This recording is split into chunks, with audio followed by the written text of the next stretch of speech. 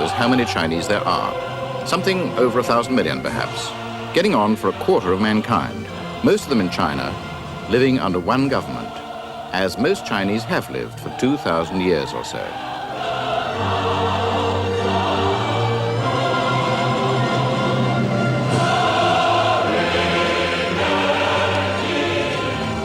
For centuries, China thought of itself as the Middle Kingdom, the center of the world. Perhaps some Chinese still think like that. Yet there is now some reference point from which China is east. How can that be? From the standpoint of Chinese history and culture? Or from that of new ideologies, which have come from outside, from the West?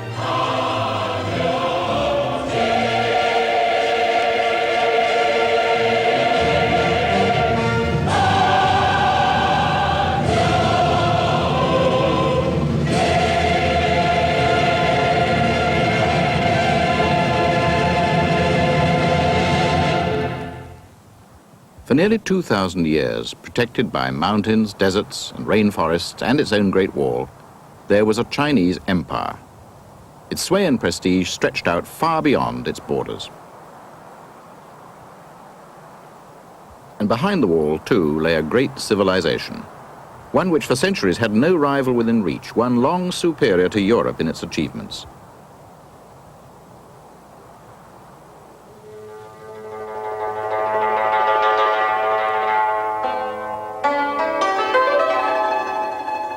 For thousands of years, the Chinese have made exquisite pottery, far finer than anything made anywhere else in the world. It speaks of the aesthetic achievement of a great civilization, which could also, centuries ago, produce a sophisticated agriculture, an advanced technology, an ordered political and social system, when most of the West was still barbarian.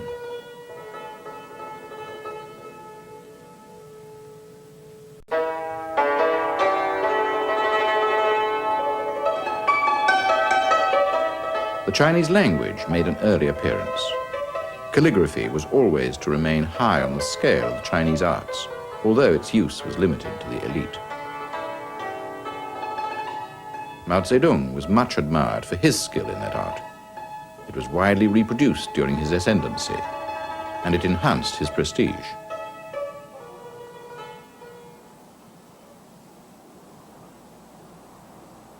For all her variety of landscape and climate, and peoples and spoken languages, there flourished within China's frontiers a remarkably homogeneous culture. It united those who ruled the empire. Its monuments commemorate those rulers. A hierarchy presided over by the emperor and sharing the written Chinese language and the literate culture which it sustained. The key to Chinese government was a remarkable bureaucracy of scholars, recruited from the ablest of the landowning families, the gentry.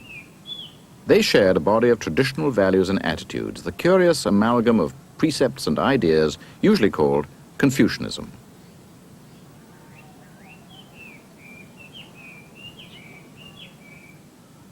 Confucius must have been the first Chinese name I ever knew, and no doubt many other people are in the same boat. He's certainly the most quoted and probably the most misquoted of all philosophers. And he's buried here, in this park, revered for centuries by the Chinese and surrounded by the tombs of no fewer than 70 generations of his direct descendants, a fact which is an astonishing commentary on the continuity of Chinese history and the place of Confucius in it. Confucius is actually a Latin name given by the Jesuits in the 17th century to a sage called Kongzhu who lived in 6th century BC. His authority was given to a body of doctrine which embraced much more than his own writings and sayings, which in any case haven't survived in great numbers. He was a man who looked for stability in society, and he thought to find it by making men good by education, by teaching them respect for tradition, for ritual, and to carry out the duties of their station. It was a very conservative approach. Confucian ideas became the foundation and the symbol of the world outlook of the Chinese educated class. For the last 1,000 years or so of its existence, the empire was run by civil servants selected by a remarkable examination system who were indoctrinated in Confucian values and habits of mind. Those values took it for granted there was nothing to be found the whole world round that was superior to Chinese civilization. And because of that, And because the emperor had a mandate from heaven itself to rule virtuously, all the world owed him allegiance. His subjects ought to obey him and defer to him as they obeyed and deferred to the heads of their own families. Well, that was not an attitude that was likely to be very comprehensible to the Europeans who, after the Portuguese galleons came there in 1514, came to China in increasing numbers. Nor was it one they were likely to respect.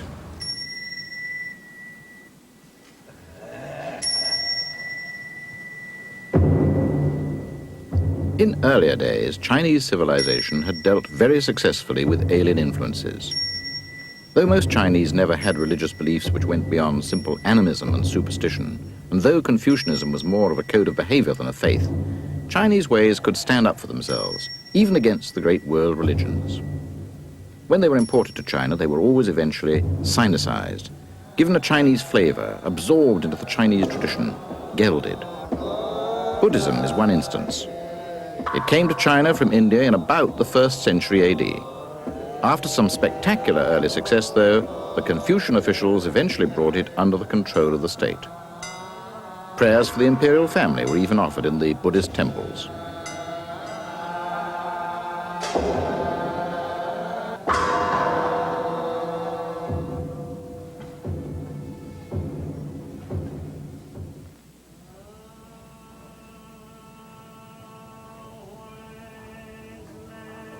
Islam, too, was assimilated with almost complete success for nearly 1,000 years. Though in the 19th century there were a series of great Muslim revolts, they were as much about the irritations of ethnic minorities as they were about religious feeling.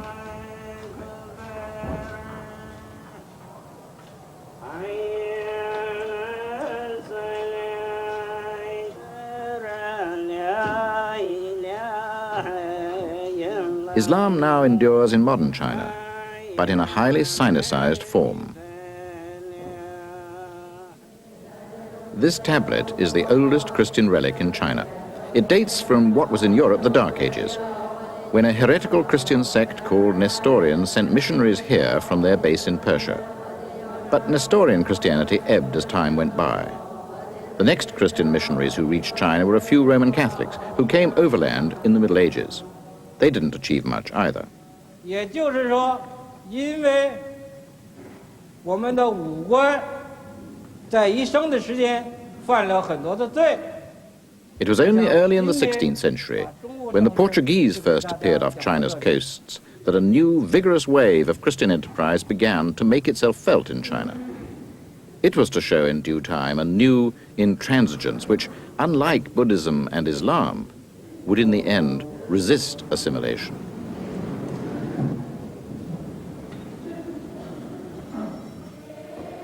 But that was a long way ahead when Counter-Reformation Catholicism first came to China from its base in the south at the entrance to the Pearl River, where the Portuguese first established themselves, Macau.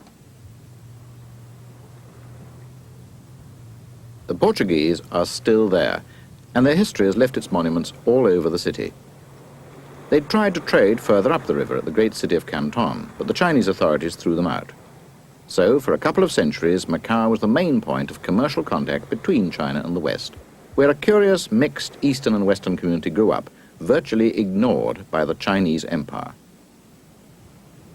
This is all that is left of the great cathedral church of Macau, burnt down in 1835. At one time, its Jesuit clergy held the Chinese rank of Mandarin. Its bishop held responsibilities that covered the whole of China, Japan, and all the islands around. On the facade, you can still see Christian symbols representing that variety alongside Chinese dragons, Japanese chrysanthemums, and much else of Asia.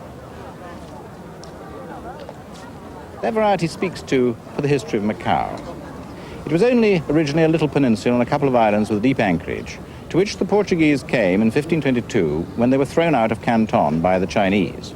Here, they could be tolerated, walled off, as it were, carrying out services useful to the Chinese, but which could be represented as paying tribute to the Celestial Empire. And for 300 years, the Chinese collected the taxes, and the Portuguese ran the place. And they still rule it today.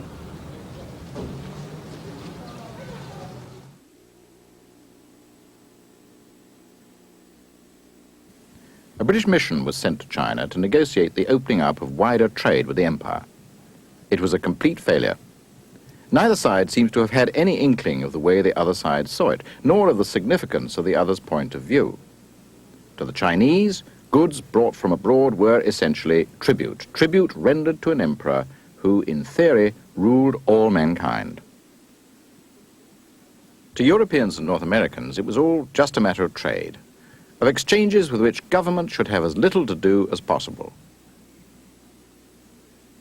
By the beginning of the 19th century, that trade had grown enormously. Its focus had shifted up to Canton, where English, Dutch, Danish merchants established warehouses for the fine goods they sought. They paid for them with silver, for a long time the only thing the Chinese really wanted from the West. And so, almost unwittingly, China was slowly stitched into the first worldwide trading system. The silver from the Spanish mines in the New World went to the Orient to pay for China's exports to Europe. And so, incidentally, Mexican dollars became, in the long run, standard currency in China. For over a century, this city, Canton, was the only Chinese port except for Macau where European traders were allowed. And in 1840, it was the focus of one of the shabbiest of many sordid episodes in the history of Western imperialism. It goes by the name of the First Opium War. Essentially, what happened was the British government used armed force to coerce the Chinese government into making trading concessions. The quarrel began because the Chinese were trying to keep out opium that the British East India Company was importing.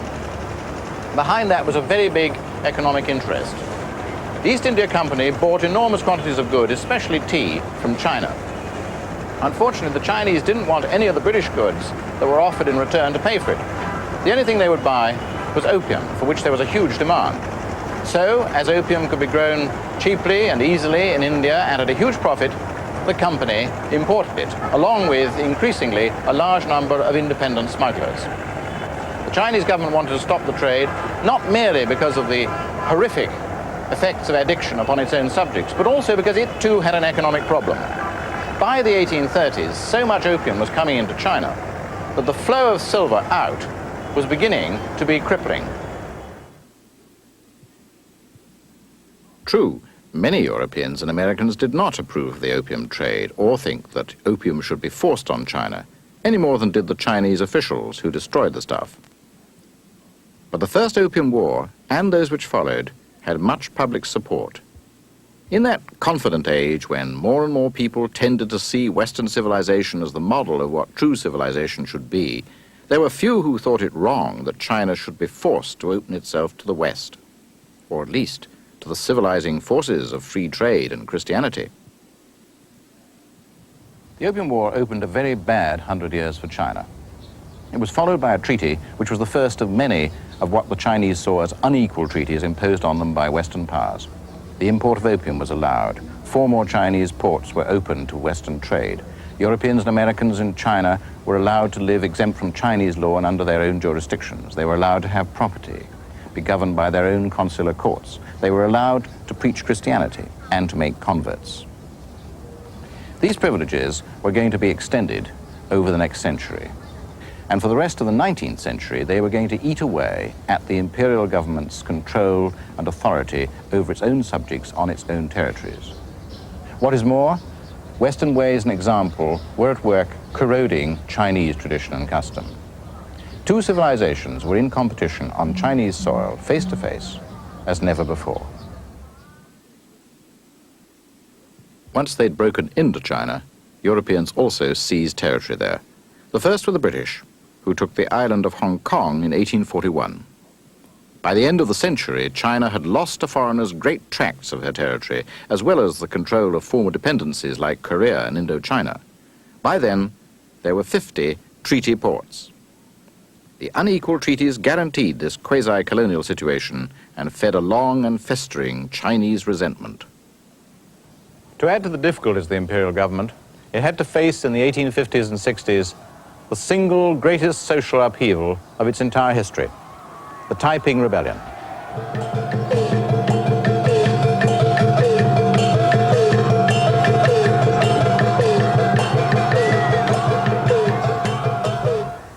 It began as a rising of peasants in the south, but it finished by taking away from the government in Peking half the territory of this vast country. For 10 years, here in Nanking, the rebellion established its capital. This is a part of the palace where its leader lived in imperial style, presiding over his so-called kingdom of heavenly peace. The impact of the rebellion was colossal. More people died in it than died the world round in the First World War. Many of them were killed deliberately, like the 10,000 people massacred here when the imperial armies recaptured it in 1864. But many, many more died as a result of disease and starvation in the wake of the fighting. Perhaps there was nothing very surprising about that. The Taiping Rebellion is, from one point of view, simply a bigger and more successful traditional peasant rising against the oppressors, landlords and tax gatherers. But the Taipings had a leader who added something else to the traditional mix. His name was Hung Shu Chuan.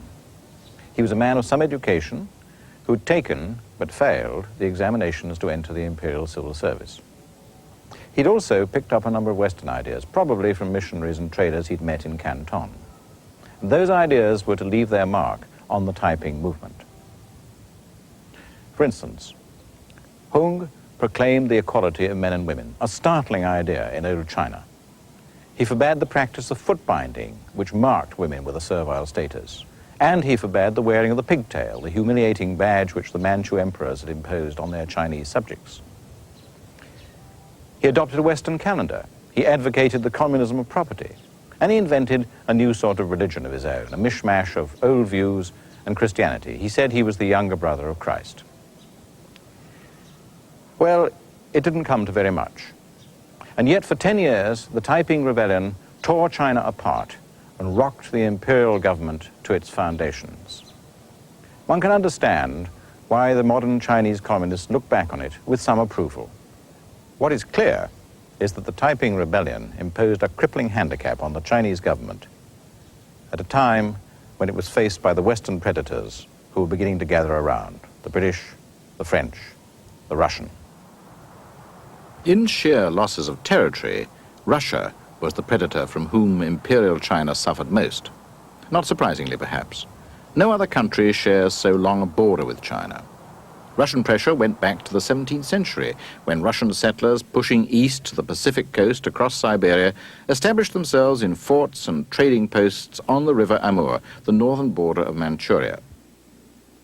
Then, and in the following century, they could be held off. In the 19th century, they could not.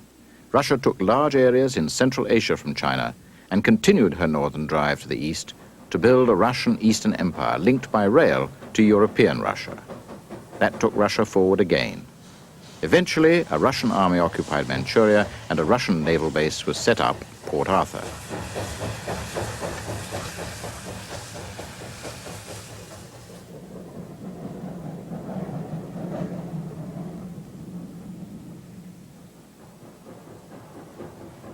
Other powers at times scrambled for railway concessions in China proper.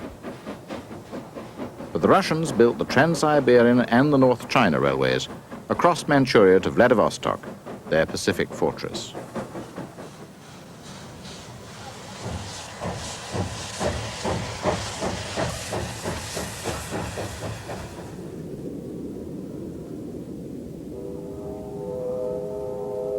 Harbin, in the middle of Manchuria, became an important strategic junction. And as a result, Harbin today is still the most Russian of Chinese cities in appearance.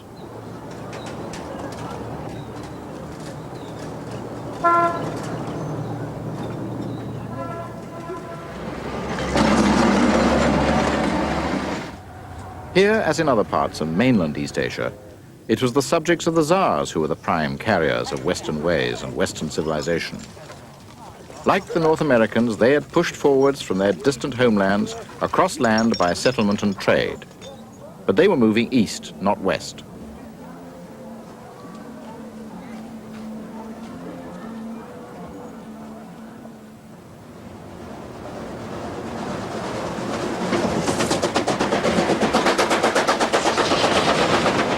Geography dictated, though, that most of those who came to prey on China did so from the sea.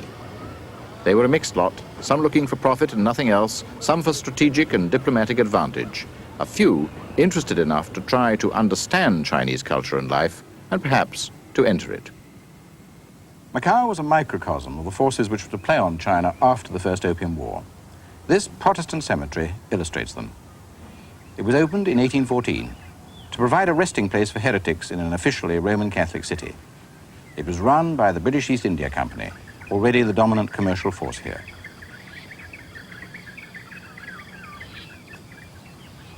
Many sorts and conditions of men lie buried here. Soldiers, sailors, merchants in tea and opium, and some missionaries. One of them was Robert Morrison, the first Protestant missionary to work in China, compiler of an Anglo-Chinese dictionary and translator of the Bible into Chinese. When he worked at Canton, propagating Christianity was still illegal there. By 1850, though, in addition to the Catholics, there were about 80 Protestant missionaries at work in China. And 50 years later, in 1900, there were 3,000, most of them British and American, half of them women.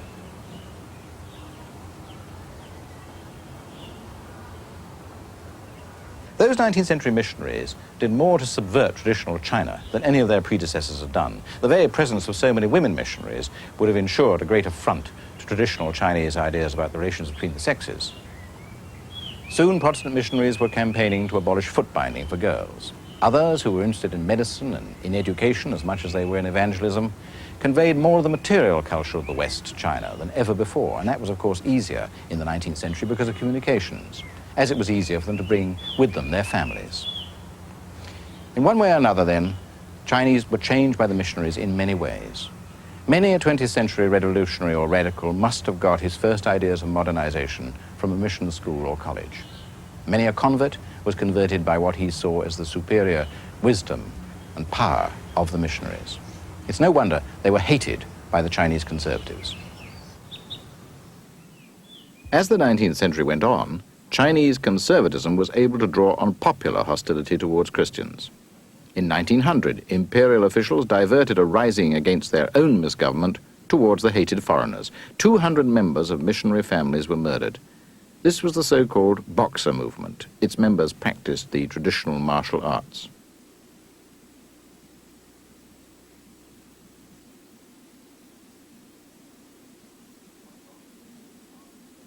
Its upshot was only armed intervention and a final humiliation for the dynasty. Foreign troops occupying Peking and its protecting forts, strengthening the foreign hold on the concessions and ports, and taking a tighter grip on the Chinese government than ever. A huge indemnity was levied. There was even talk of a partition of the empire between Russia, Germany, France, and Great Britain.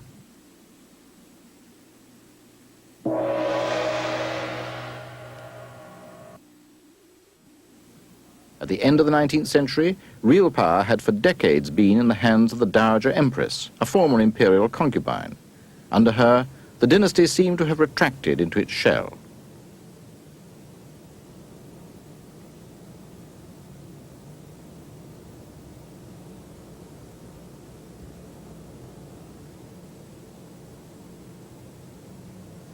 It was here, on this throne, the boy emperor would sit while he gave his audiences.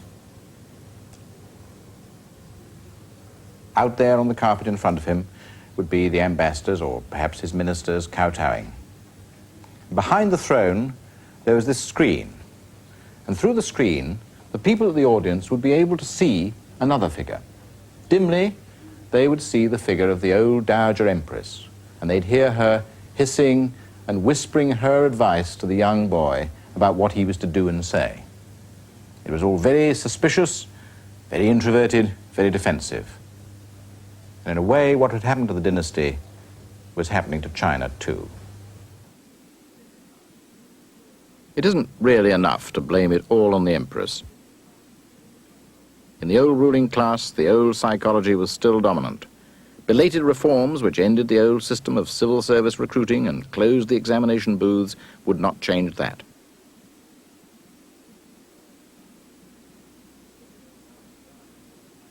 Though the old Dowager died, the old China still lived on, unable to meet the demands of the modern era, unprepared to face the challenge of the West, administratively, militarily, technically, but above all, culturally and psychologically.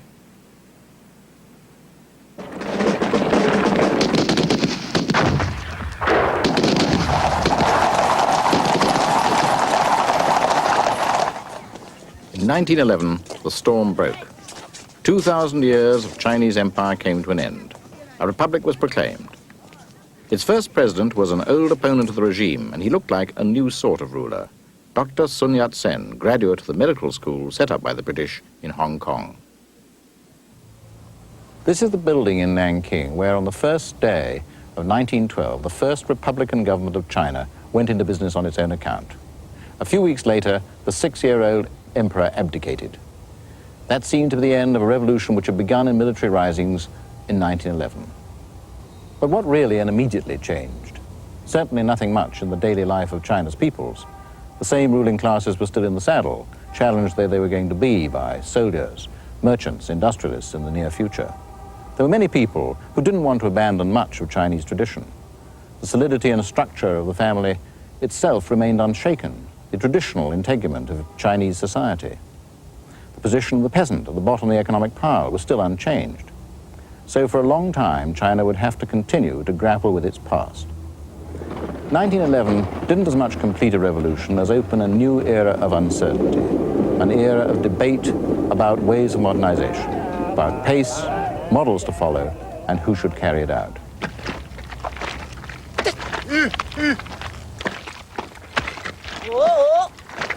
Was the answer to be found in tradition, over which hung the immense weight of a countryside dominated by poverty and backwardness? Or was it to be found in the new industries of the coastal cities, which provided new skills, new ideas, often financed by Western investment, but under Western direction and supervision?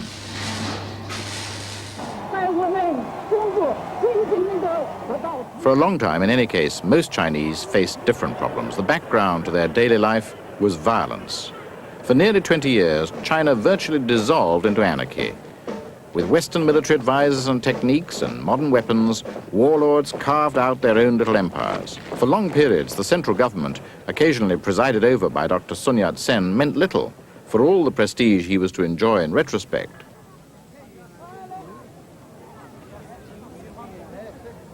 The irrelevance of the new republic to so many Chinese was one reason why the party Sun Yat-sen founded, the Kuomintang, sought after his death in 1925 to focus loyalties in a cult of his memory and his ideas.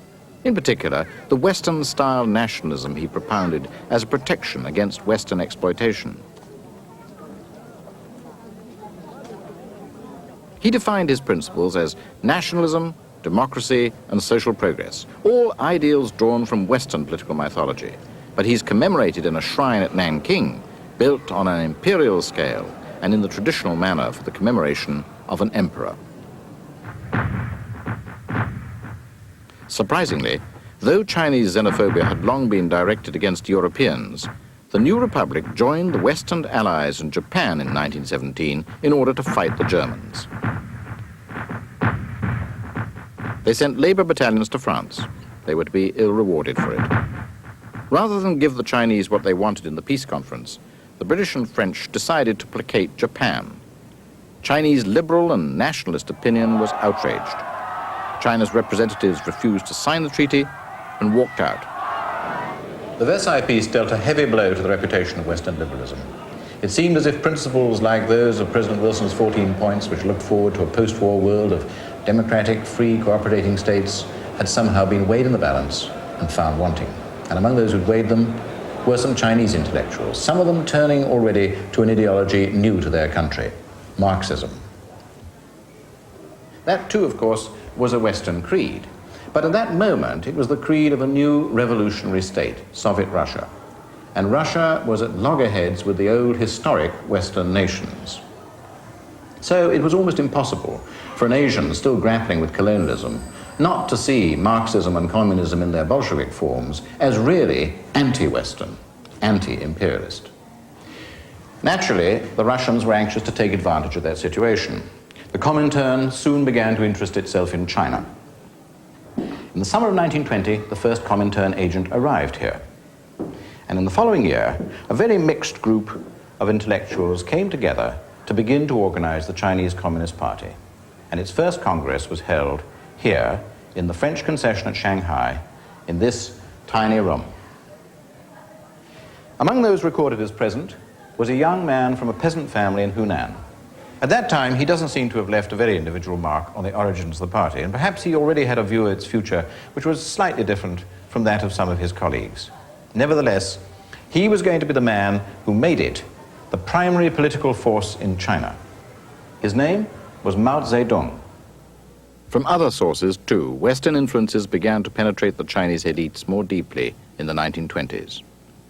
Students went abroad in increasing numbers, some to Russia, but many more to Europe and the United States, to the liberal, capitalist West. One future leader of communist China studied in Paris, though, like many others, he identified himself with the left. His name was Zhou Enlai. As editor of a student newspaper, he borrowed his slogans, though, just as happily from Abraham Lincoln as from Karl Marx.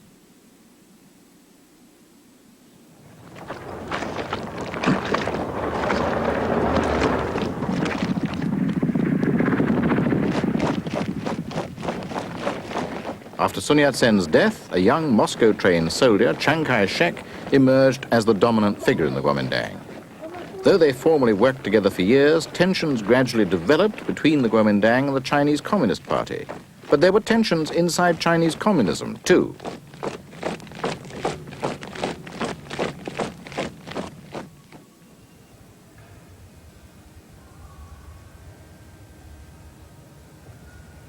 This former Confucian temple in Canton is one of the first places where Mao stepped forward clearly as a leader inside the Chinese Communist movement. He ran courses here for a time for party workers from the countryside in Marxist theory and guerrilla warfare. That rural emphasis was going to serve the party very well in the long run. At that time, Western European socialists tended to look to Moscow for orthodoxy in matters of Marxism. And Moscow taught that you could only base a revolution on the industrial proletariat. Mao wanted to get the Chinese party away from that line. He wanted to get them to trust the peasants. And in the end, he was successful. It made sense. It made sense in terms of China's conditions, the mass of rural poverty which provided a great revolutionary potential in the countryside. And it made sense, too, in terms of tradition.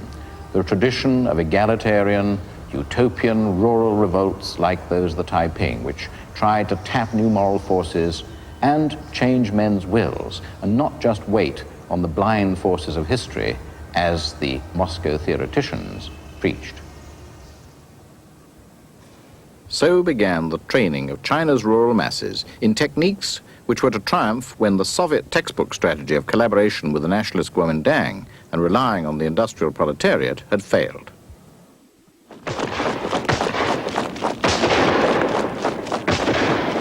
In the late 1920s, Kuomintang communist relations deteriorated into open conflict. In some of the cities, heavy fighting led to communist defeats. The Kuomintang seemed to be coming out on top in the confusion of the times. Its armies seemed better prepared and armed. It had more heavy weapons at its disposal.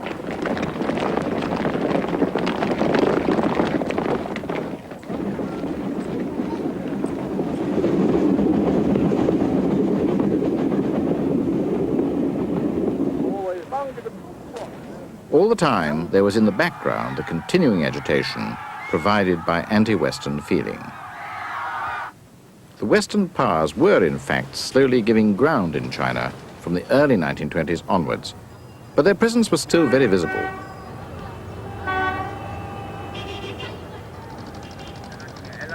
Shanghai, above all, looked like a European or an American city, its buildings speaking of permanence and stability.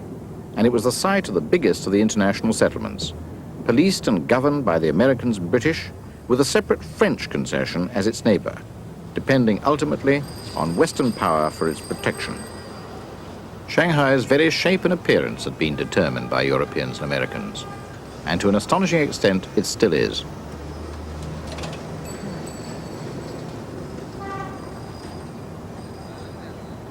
The international settlements lasted for about a century after the first Opium Wars. They didn't go until the 1940s. And when they went, it wasn't because the Chinese got rid of them, it wasn't because the Western powers gracefully withdrew. It was because of another aggressive imperialist power, Japan. All the Western powers did was to accept the fait accompli. Increasingly, in the 1930s, Japanese aggression confronted the Kuomintang just when its internal difficulties seemed easier.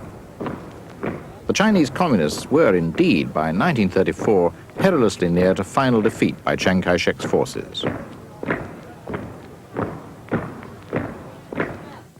中间的这块地方是陕甘宁边区。35年10月19日，党中央和毛泽东同志率领中央红军，经过25000里长征，胜利地到达了陕。 Communism was saved by the Long March. It was an effort of endurance which has become one of the great myths of the Chinese Revolution, and it was a turning point in the history of the Chinese Communist Party. 党中央和毛泽东同志一度到瓦窑堡，为了顾全大局，他们于5月主动回师陕北。 What it did was to transfer the center of communist strength to the north from its earlier stronghold in the south. Not many fought their way for the whole of the 2,000 miles across China to Shenxi. Not more than 30,000 survived, but they changed the history of China. The capital of Communist China was moved to Yan'an. Yan'an was the place where there at last came to the fore the man under whom the People's Republic was eventually to emerge, Mao Zedong. Until 1935, his position in the party had been weak. After the Long March, his opponents faded away. Their tactical and strategical errors, it was later claimed, had almost cost the party its life, and perhaps that was so. Certainly in Yan'an, Mao dominated the scene. It was there, too, that he crystallized the theoretical basis of his work. Strategically, it was a good place to gather strength for the struggle ahead, and the voice of Moscow could hardly be heard there. Mao had a chance to sinusize Marxism, to turn to account his experience with peasant support, and to discipline party and army to the idea that they had to be one with the people. The masses who were, he believed, the key to the future. On them, China could build a self-reliant revolutionary system, independent of outside patronage and support, serving purely Chinese aims.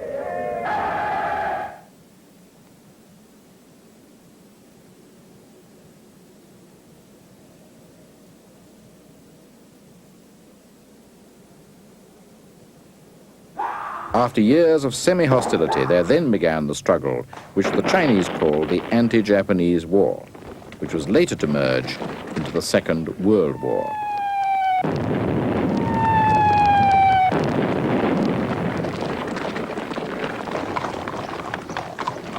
Ever since 1895, when they'd inflicted a humiliating defeat on China, the most direct and continuing military threat to her had come not from the Western powers, but from the Japanese. They joined the Western powers in intervention in troubled times. They exacted territorial and economic concessions during the First World War. Afterwards, they steadily kept up the pressure, strengthening their hold on Manchuria, where they'd kept an occupying force since the Russian withdrawal in 1905. In 1931, Japanese forces seized the whole of Manchuria, potentially China's richest province, and later they set up a puppet regime there. Soon they pushed south of the wall.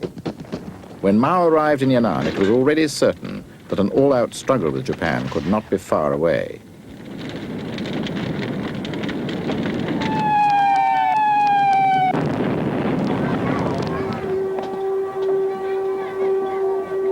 A united anti-Japanese front was an obvious step. In 1937, Communists and Kuomintang sank their differences in a formal agreement. The Yan'an regime was recognized by the nationalists and subsidized by them. But the Japanese continued to roll forward. They drove the Kuomintang forces from the coastal cities. It was a war which divided China again.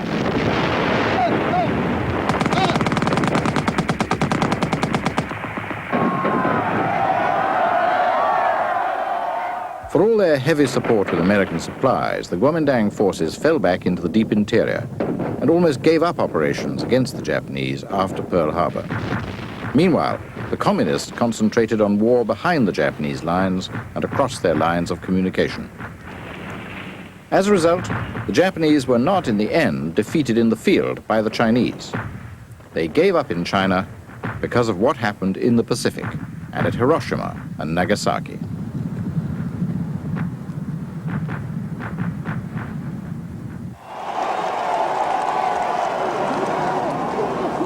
To the outside world, though, it looked as if Chiang Kai-shek had won.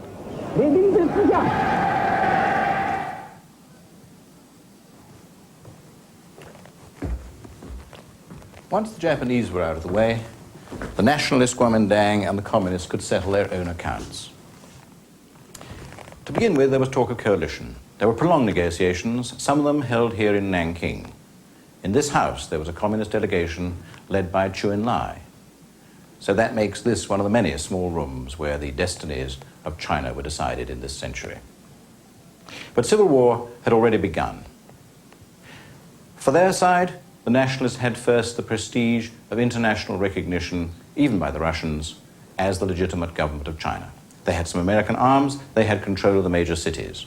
But the communists were deeply entrenched, probably unbeatably, in the countryside, where their land reforms had won the support of the peasantry.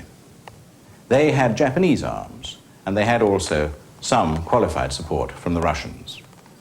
But the Civil War was essentially just that, a civil war, an internal struggle between two Chinas. And in it, the nationalist strength gradually crumbled away under military defeat and an appalling economic collapse. After 3 years, the Kuomintang leaders fled to Taiwan. The communists entered the last Chinese cities, and they had won. On the 1st of October 1949, the largest communist state in the world was inaugurated at Peking, the People's Republic of China.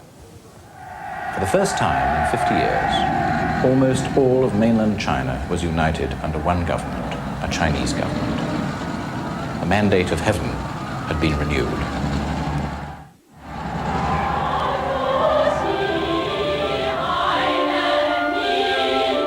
The Chinese Revolution is a colossal historical fact. In its consequences, you might compare it with the rise of Islam, the discovery of America, the Reformation. But where would China go next? Ironically, from one point of view, her surrender to Western civilization had never been so complete. No non-Chinese since the Buddha had been so venerated as Marx and Engels, Lenin and Stalin, their words quoted like scripture. Yet the Marxism of Mao's China was a very special sort of Marxism. And the next 30 years was to show much of the old China still alive and vigorous. No more than any other great country can China shake off its history.